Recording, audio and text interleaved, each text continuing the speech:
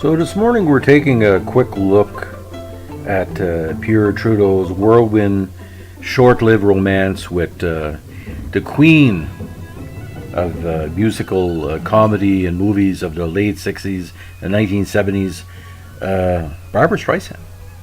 Now, Trudeau had first met Streisand at a gala in January of 1969 when they had both been seated at Princess Margaret's table for a party at Claridge's following the British premiere of Streisand's hit Funny Girl. Now, Trudeau was in town for his first Commonwealth conference as new Prime Minister, and the English press ate it up. During the event, he famously slid down a polished banister at Marlborough House to many camera flashes going on. Now, according to legend and published reports, a few months before, Streisand had spotted photos of Trudeau in Life magazine and commented to her best friend Sis Corman that she was the kind of man she would like to meet. Now, with her marriage to actor Elliot Gould in Freefall, Streisand allegedly was ready for a new kind of romance. At the Claridge dinner, she discovered that Trudeau, according to Streisand, was everything her imagination promised and more, which I really don't know. Could have been the drink, could have been the aura of Trudeau at the time.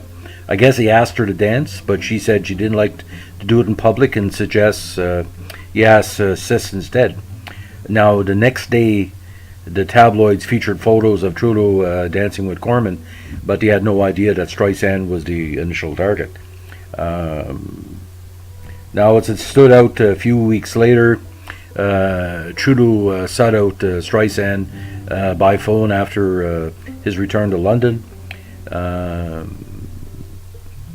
Her best friend, the designer Arnold Scossi, took the call, and Streisand greeted Trudeau on the phone, said, "How did you get my number?" And Trudeau said, "Well, that's kind of stupid because you're asking the head of a major country how to get a number of anybody." Now, it's kind of weird how this all played out. And about a year later, Streisand, who was Jewish, and Trudeau was a Jesuit, educated, confirmed Catholic, very religious. They kind of hit it off in different ways, and they became more and more enamored of each other. Now, it really became big when they joined together for a celebration of Winnipeg's joining Confederation. I think it was the 100th anniversary in 1970, and she came to that event in the famous pillbox hat and dress, and of course Trudeau with the red rose and the lapel. It was considered good for both of them at the time because Streisand was basically in deep emotional trouble. She falling out with Elliot Gould, actually, I think came right after the Oscars, and Trudeau was on the prowl to have a little bit of fun as the new power guy in Canada.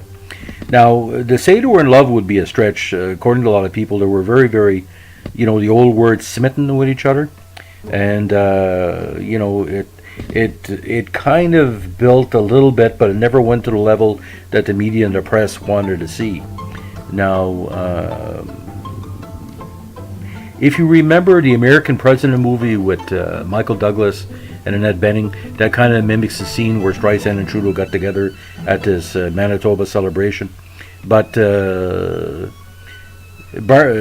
Streisand was very, like I said, she was very enamored with Trudeau. She said in published reports she was going to, she felt just like the Jackie Kennedy of Canada. And when Streisand visited Trudeau and sat in the House of Commons gallery, that took it to the next level. And the media went crazy for their dating process because it was almost like Hollywood meets Canada. Because Canada wasn't really on the world map as an entertainment power at the time, like it is now.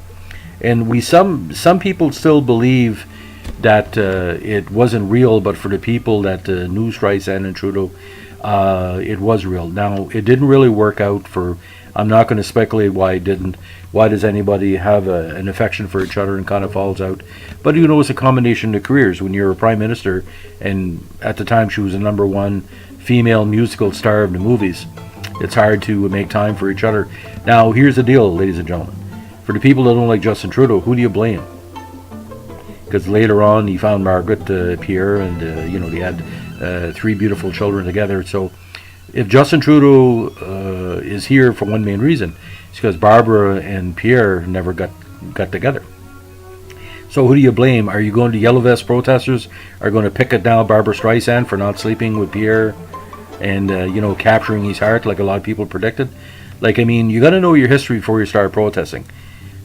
Some people joke, that Justin is Castro's son. That's all a big joke. But here's the deal, ladies and gentlemen.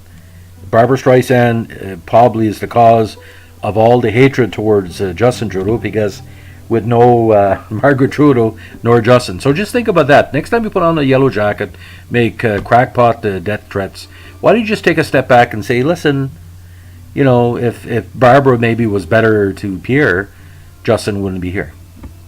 And, can you imagine if Pierre would have dated Barbara? That would be a parallel universe. I think the universe would have exploded, from an emotional and press level. So on this fine Tuesday, we ask everybody to take it easy in the next few days. We got some bad weather coming into the Maritimes and Eastern Canada, U.S.